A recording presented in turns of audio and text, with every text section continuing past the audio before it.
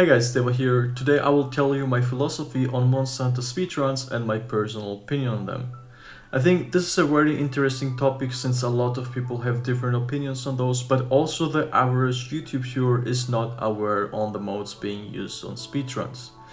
Here I'm going to only refer to PC speedruns because console speedruns have no relation to PC and simply don't get compared to each other. It's literally a different category for good reasons.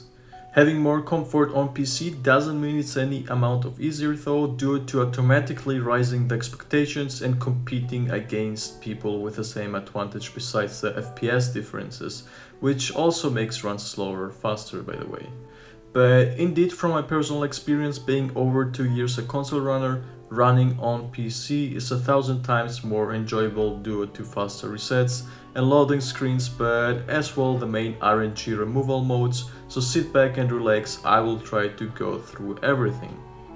We will start off with the hot topic, which is overlay right now, and the base modes mostly everyone uses.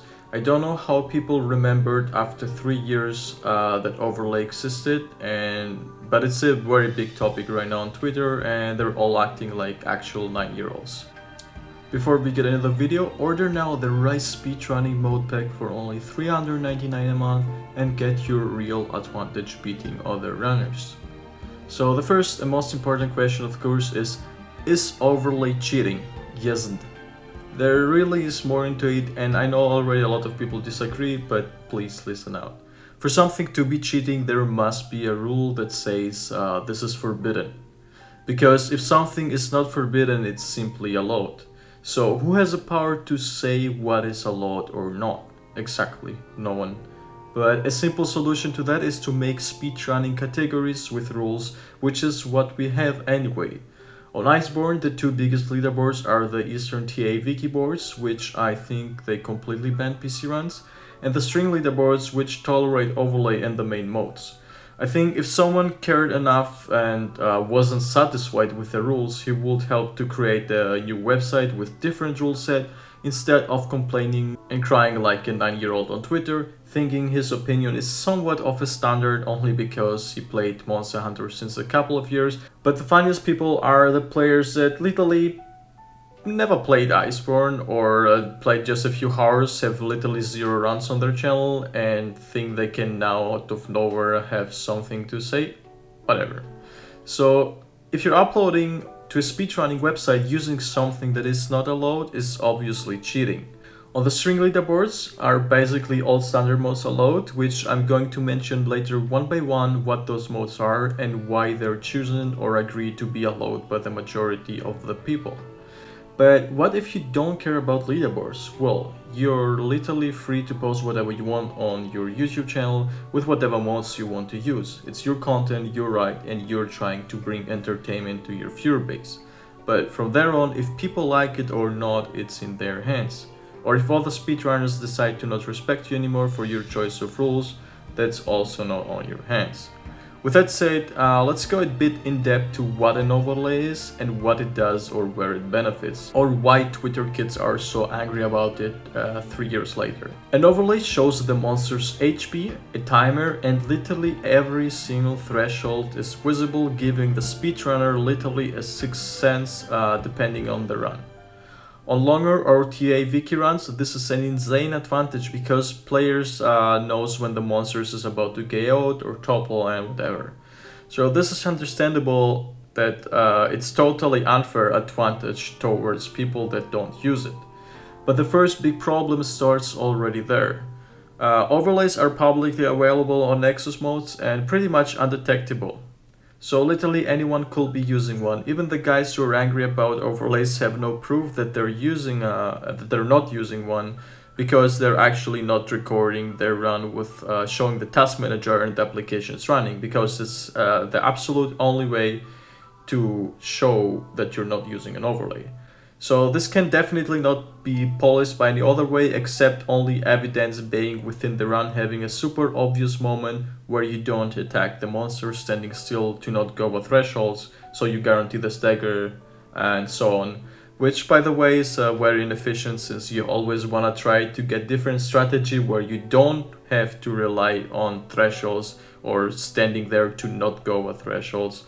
That's just a tip from me because so many good players haven't understood the concept of cutting time other than technical skill, and I see them relying a lot of monsters AI, whether it's freestyle or TA wiki, and this was a base main agreement point from all the Twitter people. They keep saying, yeah, you can see when the thresholds, if it's 10 off, so you just wait and hit it a few seconds later, or even 1 second later. Well, that's not efficient. Like, you don't stop hitting a monster. You literally, if you stop hitting a monster, a guy will be faster already. So that's not the advantage there for overlays. Now, on short runs or scripted runs, which are mostly heroics or strong weapons runs due to an excessive damage, allowing you to have an almost 100% lock, there is generally no benefit to an overlay for a very simple reason, in my opinion. You have your script down and you don't want to deviate from it. A very nice example is my latest run, which is Silver Rathalos, and it's actually 95% lock, with the only RNG being it tripping on the wrong direction and having a bad position. I'm saying 95% lock because there is always macro energy on runs, which is simply what causes resets, so you just keep running with the same strategy till everything goes perfect or as planned. Now, an overlay there during the run is absolutely useless, especially without relying on any threshold when every single hit reaches it. For scripted runs, an overlay can only be a time save or help before going to the run, gathering quick and useful information of the monsters, which anyway can be found on paper, so that's why I see it as a quality of life tool, but just for this single purpose, quick information gathering. Anything besides scripted runs, it does affect the player's behavior mid-run, which is why so many TA wiki runners see it as cheating, which I also 1000% agree it's totally cheating. Cheating going by the definition an unfair advantage toward other runners or against leaderboards rule. Sadly, you will never have someone to admit to using overlay, even though at least I'll say 80, 90, maybe more, all of PC runners are using overlay. Even the ones that are denying it really hard have used it at some point, but of course there is the honest portion which doesn't want to use it for personal reasons to not hurt their pride probably. Do I use overlay? Even though I defend overlay a lot, it's not being used on uploaded runs on my channel. All my runs are scripted runs and I do not deviate once I have done my scripts, so it has no purpose there for me. However, I do use it when playing around with a run to gather all the information I need, and it's a huge time save over searching for monster thresholds on websites or resources, and 100% think that for this purpose and nothing else, it can be a time saver mode just like locking meals. But that's just my opinion, a lot disagree with that, but as I said, there is no one who has the power to tell what's right and wrong, in all honesty. So here's a question for you, I will appreciate any opinion. Do you think people should mention in the descriptions overlays or modes being used? And if so, why when it's allowed by the leaderboards, or not everyone will be honest about it? Going to the second and last topic, which are the speedrunning modes. So which modes are allowed by the leaderboards and tolerated by the community for PC speedrunning, and where is the line crossed? Let's start with the simple ones that are literally every single speedrunner you have watched in your entire life. HP lock. A monster has a chance to spawn with 5 different HP pools, and the lowest to highest being a difference of roughly 700 more or less depending on the monster, so it can add a few seconds to a run, like about 5.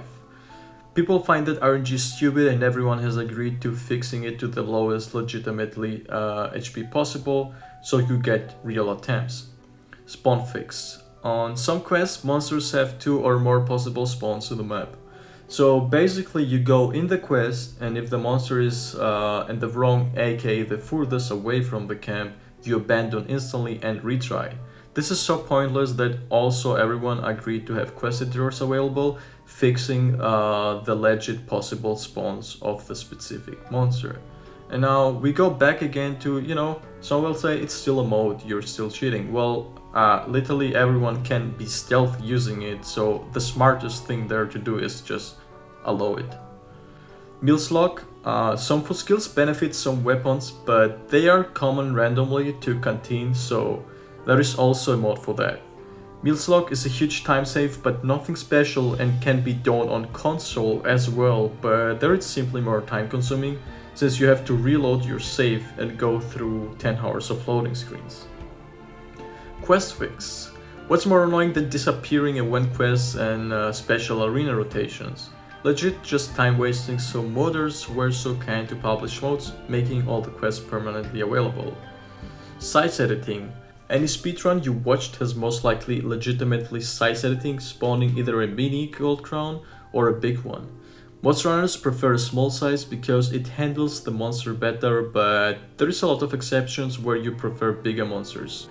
This mode has been always available and accepted by the most people. These are pretty much the standard modes so that I can guarantee almost everyone with PC users, and if you don't, it's your own bet because they're publicly available for fair and even ground speedrunning. So you literally don't gain anything for not using them. Now there is a few newer modes that were recently released after a Latron patch by an angel named Fexty, which kind of saved speedrunning, and I will explain why.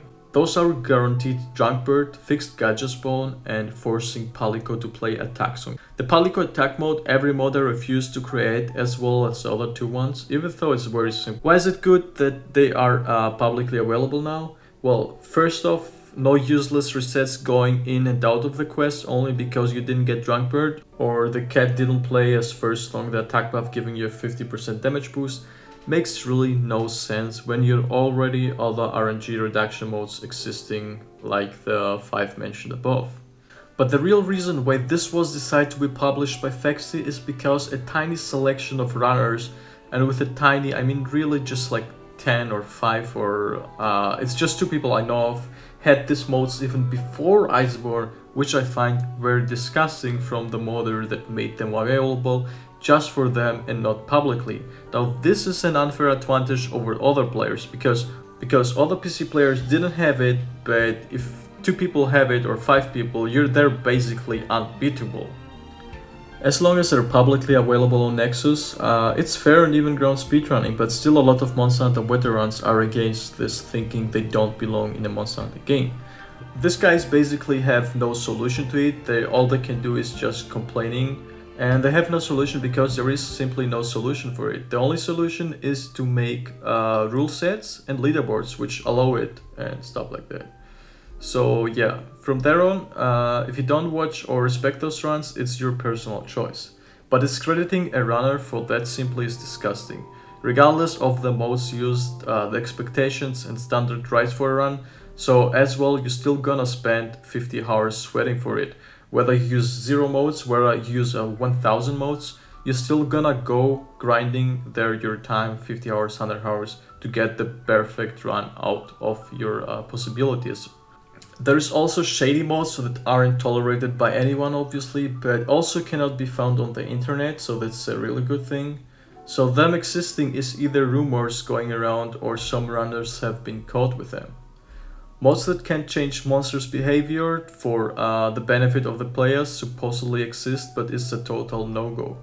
This is where everyone draws the lines, even though it's just as well another RNG reduction, since monsters do have a specific amount of change to do a move after another move. Some people say why not cheat Affinity and move it from 80 to 90 or increase Spareshot percentage. It's also just RNG reduction, isn't it, right? Okay, first off, literally everyone runs 100% Affinity builds, and besides of that, it's not really a possible RNG.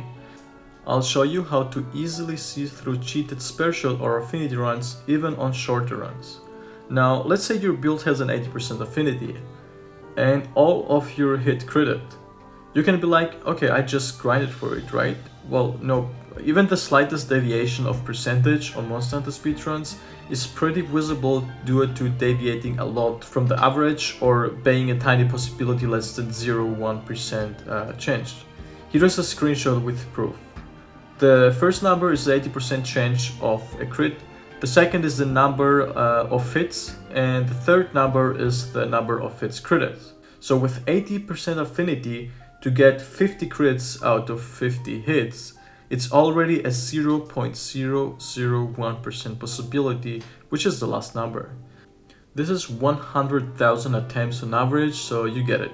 Even 10% deviations on Spareshot is extremely visible. My personal tolerance range till the point I will suspect run over cheating is 0.1% overall, because 1000 attempts on the run are nothing crazy.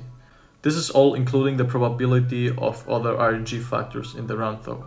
A lot of people got upset of Rise being released on Switch with the reasoning, "Durable cheater runs again," when there is none of them in Iceborne besides the above mentioned illegal modes and the tiny selection of people that anyway get caught instantly, since real cheated runs are pretty obvious. Well, guess what? Consoles have modes as well, and I know already 2 runners that have Attack Palico on PS4 and a couple of other main modes. Same thing you can do on Switch, which is nothing special. Literally just jailbreak it. There were modes on the Rise beta even. Like, what is this excuse of PC speedrunning? There were literally modes on the beta. Besides of that, an emulator will be available straight after Switch release, and pretty sure a bunch of people will be modding runs even within the first month, so stop crying about it. You really can't do anything besides helping create leaderboards with rule sets. For example, more strict as showing the whole taskbar and stuff like that. I don't know, like, complaining about it really doesn't help. And finding a solution to bust cheated runs is also really hard, but it's really the way to go. So yeah. This video is probably a few years late, but like I said, it's a topic right now on Twitter, and a few stuff got me triggered. Mostly, what triggered me is not the speedrunners with being against modes, but the people that never have speedrun in their life and don't know what it feels like to speedrun, or don't understand why we use the modes or why the modes are being used. So yeah, hope you all enjoyed the video, guys, and have a better insight of what PC runs are like. And with that said, I hope you all have a nice day and happy hunting, guys.